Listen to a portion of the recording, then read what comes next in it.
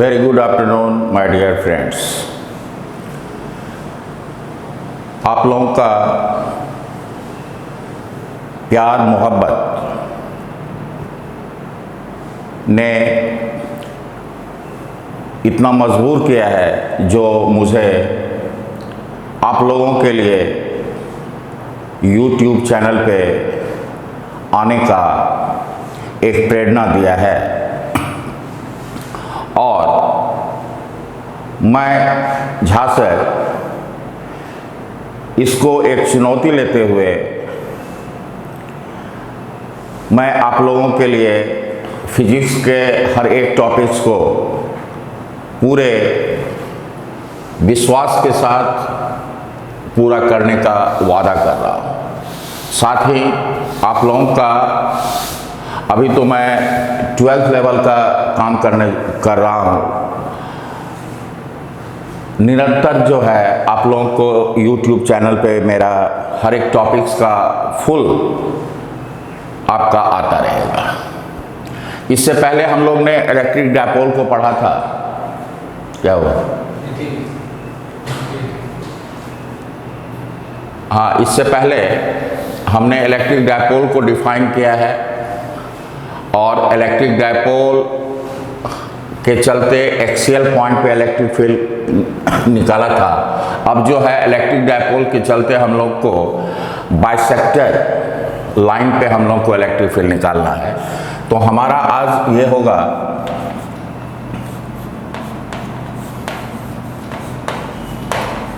Electric field intensity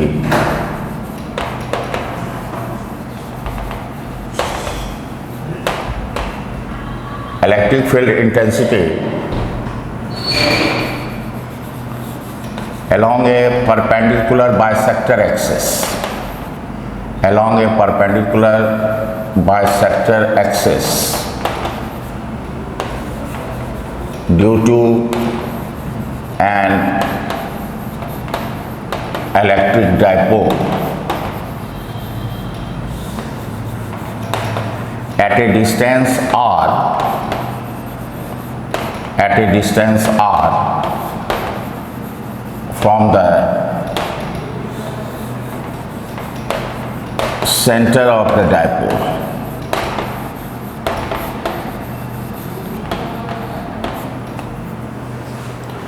Electric field intensity along a perpendicular bisector axis due to an electric dipole at a distance r from the center of the dipole.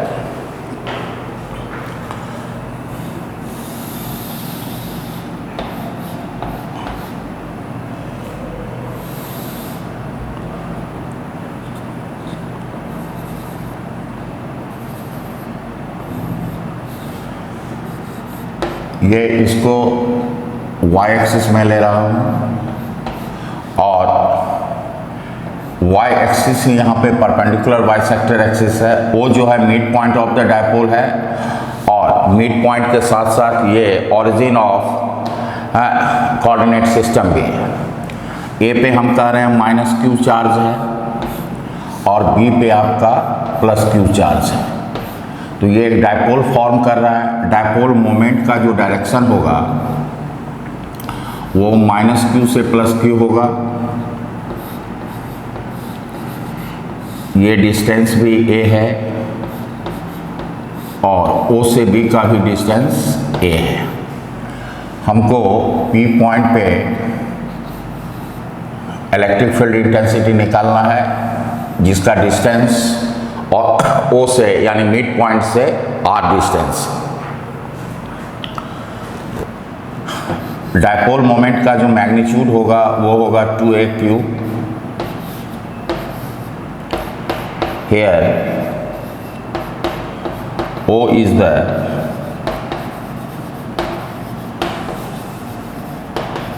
midpoint of the dipole and also the origin of coordinate system.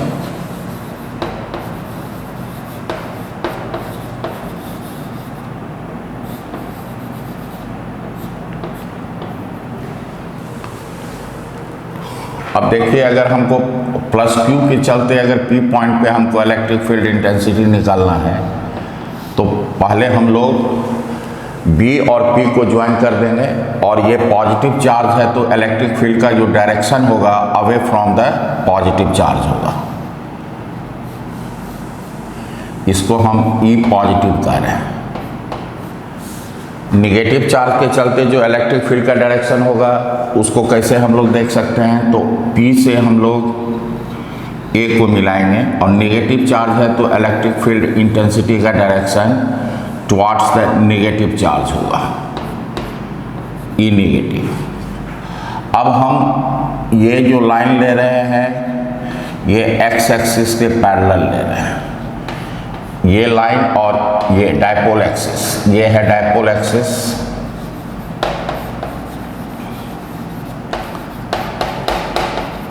ये जो line है आपको dipole axis के parallel है। अब अगर इस angle को अगर हम थीटा लेते हैं तो ये एंगल भी थीटा होगा, ये अगर एंगल थीटा है तो नेचुरली ये एंगल थीटा होगा, और ये एंगल थीटा है तो ये एंगल थीटा होगा।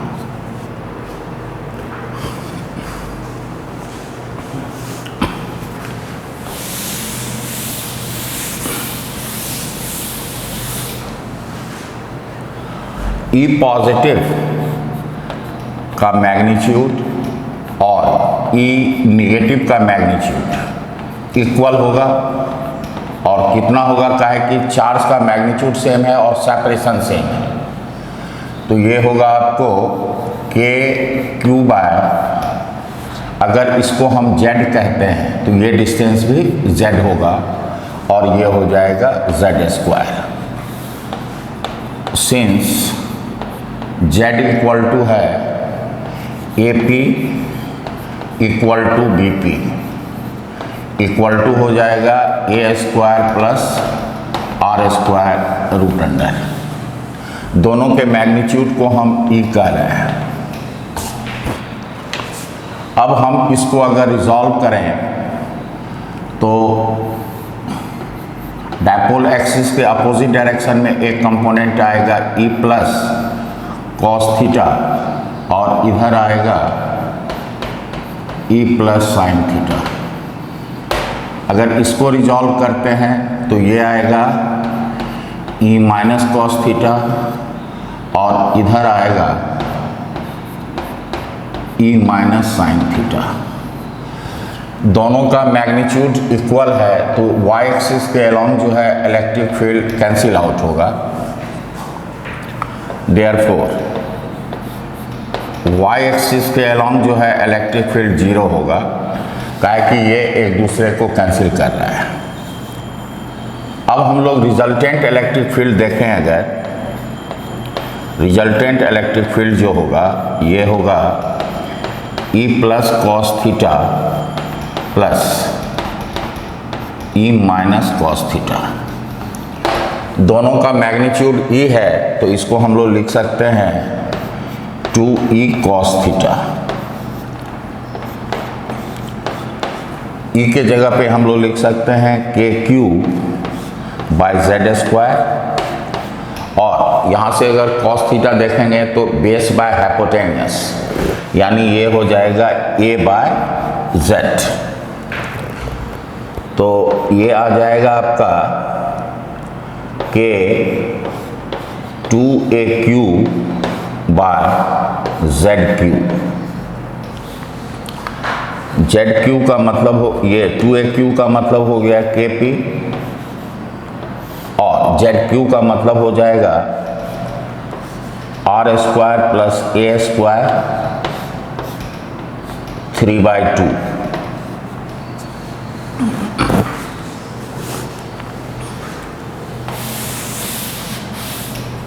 तो रिजल्टेंट इलेक्ट्रिक फील्ड का जो डायरेक्शन है वो इस डायरेक्शन में होगा। मतलब डायरेक्शन की बात करें तो वेक्टर P के अपोजिट डायरेक्शन में होगा। तो रिजल्टेंट इलेक्ट्रिक फील्ड का मैग्नीट्यूड जो हुआ K के जगह पे हम लोग लिख सकते हैं 1/4 पाई एप्सिलॉन नॉट, और ये हो गया P by R square plus A square 3/2। ये हो गया magnitude of electric field on perpendicular bisector axis. इसको हम जो है इक्वेशन ए कह रहे हैं। In vector form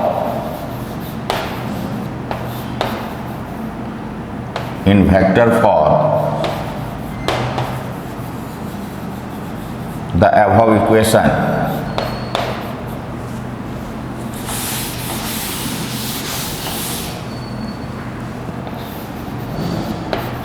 can be written as resultant electric field का जो डायरेक्शन है P के अपोजिट है। तो हम वेक्टर फॉर्म में अगर लिखना चाहते हैं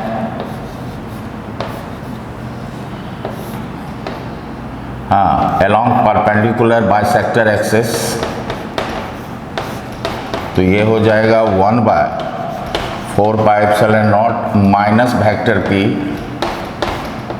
ये बता रहा है जो रिजल्टेंट इलेक्ट्रिक फील्ड का डायरेक्शन P के अपोजिट डायरेक्शन में होगा, divided by r² plus a² 3/2। ये वेक्टर फॉर्म में हुआ, इसको हम इक्वेशन बी कह रहे हैं। तो मैग्नीट्यूड में रिजल्टेंट इलेक्ट्रिक फील्ड ये हुआ और डायरेक्शन और वेक्टर फॉर्म में ये हुआ। माइनस पी बता रहा है जो परपेंडिकुलर बाइसेक्टर एक्सिस पे रिजल्टेंट इलेक्ट्रिक फील्ड का जो डायरेक्शन होगा वो वेक्टर पी के अपोजिट होगा। मतलब आप अगर इसको इस तरह से यहाँ पे दिखाना चाहते हो,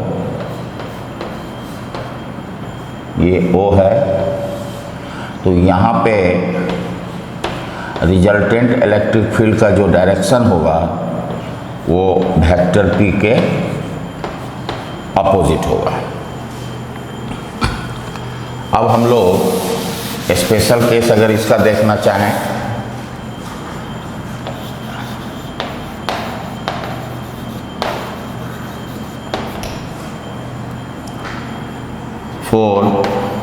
A में for short dipole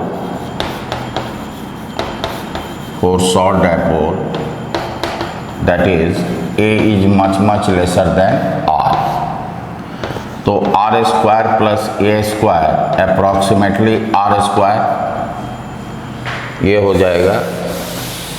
और रिजल्टेंट इलेक्ट्रिक फील्ड का मैग्नीट्यूड जो हो जाएगा, ये हो जाएगा 1/4πε0 P बाय, ये हो जाएगा r³।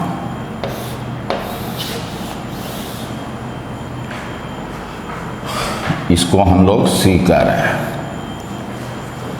अब बी में देखिए,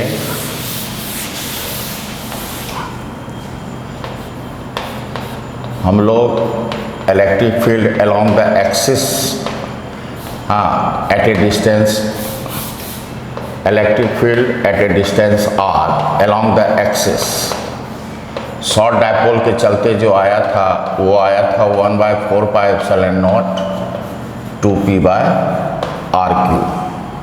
तो इसको हम लोग लिख सकते हैं, ये हो जाएगा ट्वाइस और ये हो जाएगा along perpendicular bisector axis.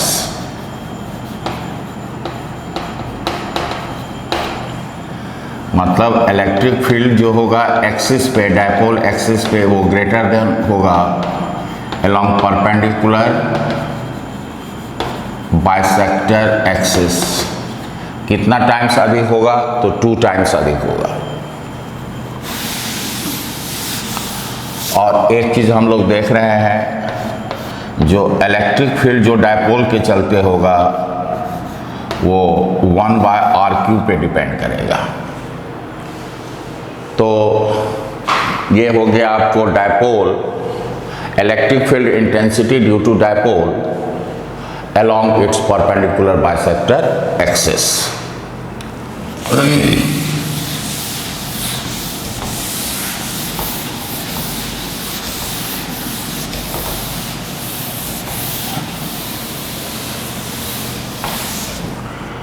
Next हम लोग देखें डायपोल का जो लास्ट है वो है electric field intensity.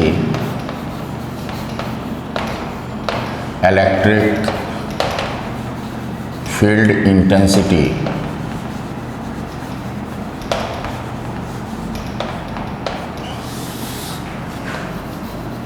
Due to a short dipole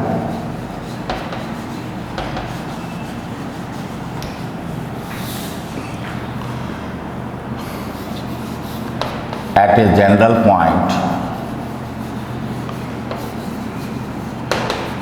a general point P जिसका कोऑर्डिनेट r थीटा है in the plane of the dipole, in the plane of the dipole। तो यहाँ देखिए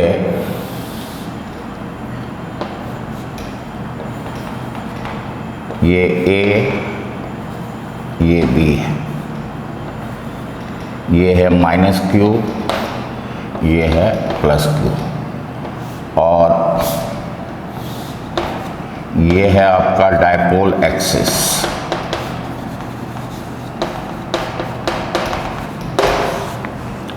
ये इसका मिड पॉइंट है और एक जनरल पॉइंट पे हमको इस पॉइंट पे जिसका कोऑर्डिनेट r थीटा है यहाँ पे हमको इलेक्ट्रिक फील्ड निकालना है। O से P का डिस्टेंस r है, या इसका पोजीशन वेक्टर लिखें तो वेक्टर r है, और डायपोल मोमेंट है वेक्टर P, और ये जो थीटा है, theta is the angle between vector P and vector R. We have to find the electric field intensity at point P at a distance R from the center of the dipole at an angle theta. Now we resolve the vector P into two perpendicular directions, one along the radial direction or along the vector r, and other component is perpendicular to the vector r। उस चीज को अगर हम यहाँ पे देखें, ये हमारा P पॉइंट है, ये वेक्टर r है, ये A ये B है, ये -q ये +q है, वेक्टर P ये थीटा है।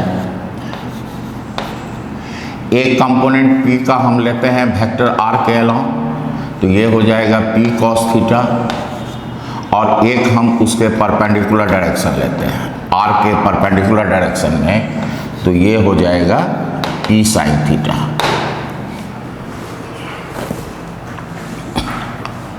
तो P cos थीटा के लिए जो ये पॉइंट P होगा along the axis होगा, हम लिख रहे हैं E R, इस डायरेक्शन में इलेक्ट्रिक फील्ड।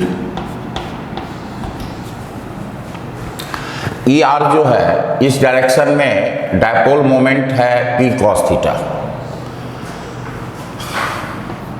ये है electric field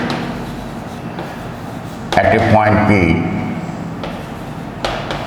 at a point P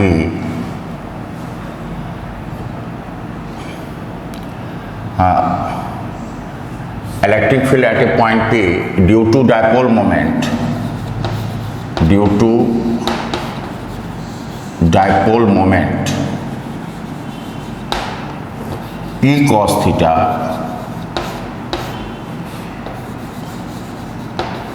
which is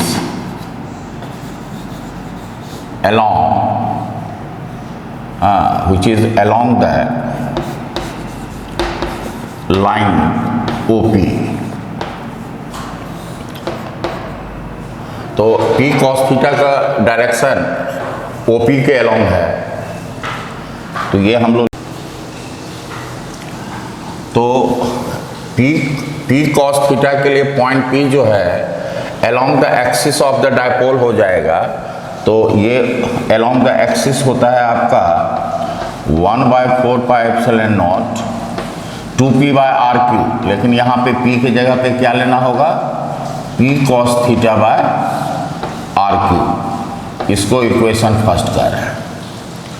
अब आप देखिए ये जो कंपोनेंट है p sin θ जो रेडियल लाइन पे परपेंडिकुलर है, हाँ, तो उसके चलते जो इलेक्ट्रिक फील्ड का डायरेक्शन होगा p sin θ के जस्ट अपोजिट होगा, यानी ये होगा। ये जो इलेक्ट्रिक फील्ड का डायरेक्शन आप देख रहे हैं उस डायपोल के चलते जिसका डायपोल मोमेंट p sin θ है, यानी इसको हम e θ से डिनोट कर रहे हैं। e θ का मतलब हुआ रेडियल लाइन पे जो परपेंडिकुलर है।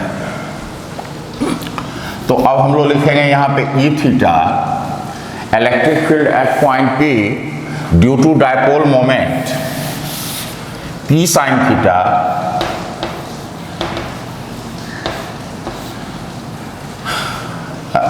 p sin θ electric field at point P due to dipole moment p sin θ which is perpendicular to the line OP।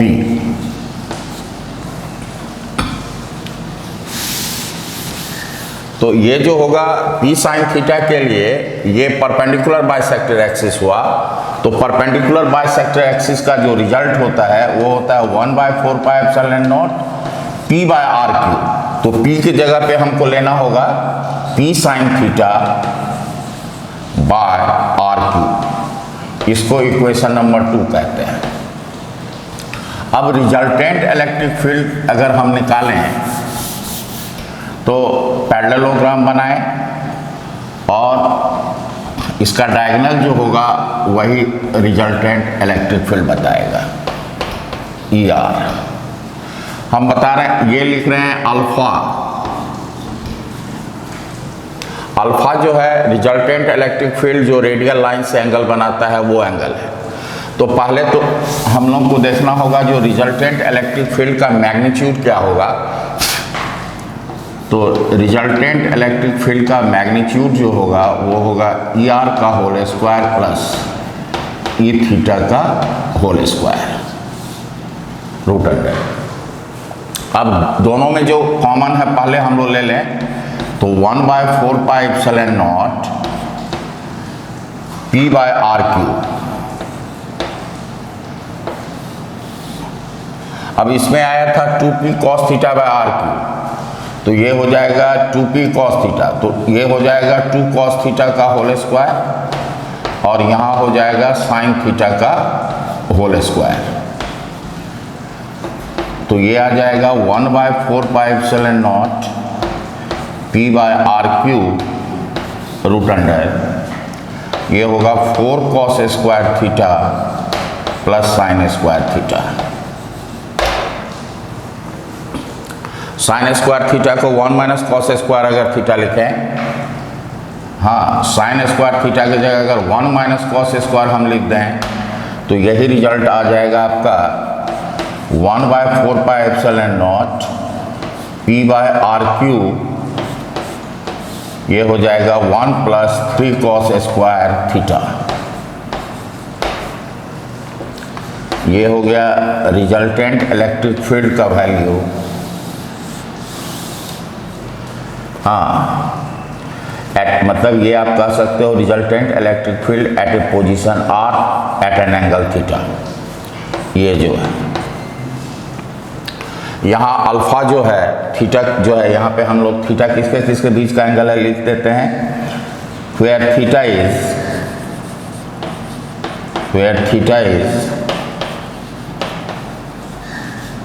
the angle between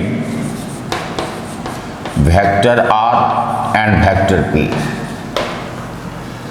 अब हम लोग को डायरेक्शन अगर निकालना है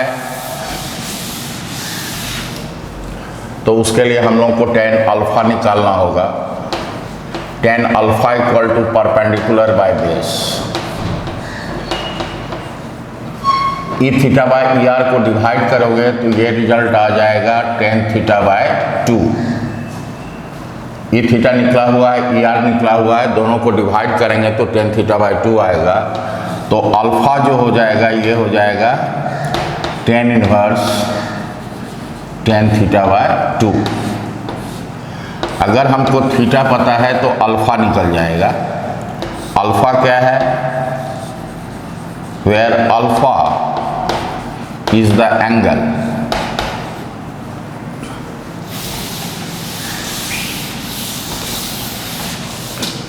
where alpha is the angle that resultant electric field makes an angle with vector r।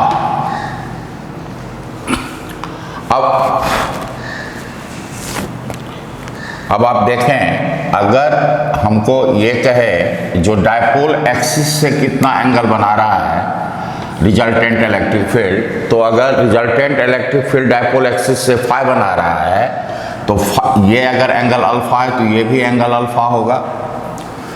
तो phi अगर हम देखें तो फाई इक्वल टू क्या हो जाएगा? थीटा प्लस अल्फा, और ये हो जाएगा थीटा प्लस अल्फा हो जाएगा tan inverse tan theta by 2। Phi क्या है? It is the angle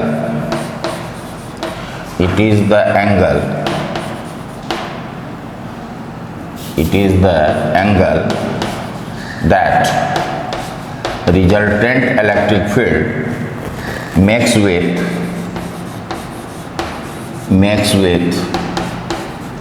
dipole axis।